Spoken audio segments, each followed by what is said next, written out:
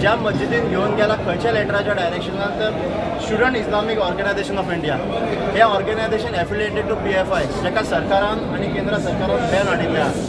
हे जे ऑर्गनायझेशन जे टेररिस्ट एक्टिविटीजाक सपोर्ट करता अशा एक्टिविटीजाक सपोर्ट करणारे हे स्टुडंट इस्लामीक ऑर्गनायझेशनान स्टुडंटांक व्हरून कितें पाठ पडूंक शकता हे तुम्ही सगळ्यांनी विचार करपाक जाय. कॉन्स्पिरसी थियरी एक तरेचे सॉफ्ट जिहाद त्यांच्या नॅशनल स्कूलच्या माध्यमातून इन्वायट करून त्यांना इस्लामाकडे आकर्षित करपाक त्यांचे षडयंत्र आम्ही सरळ म्हणटा आणि आम्ही याचं खंडन करता. This is some sort of agenda they are setting in their mind भुरग्यांच्या वतून हे गोष्ट जावंक जायना आणि खंय घडचें न्ही आमच्या गोंयभर म्हणून आज आमी चेडवां जेन्ना 4 जाणां भितर पावली तांकां हिजाब घालपाक लायले. त्या चेडवांनी खंय हिजाब घालपाक मनाई केल्ली. आमी घालना म्हणून सांगलें पण तांणी सांगलें तुमकां हांगा रावच्या हिजाब घालचें पडटलें. हिजाब घातल्यात तितून त्यांचे 8 जाण मौलाना आसलेले. त्यांच्यानी PPT प्रेझेंटेशन दिलं थंयसर.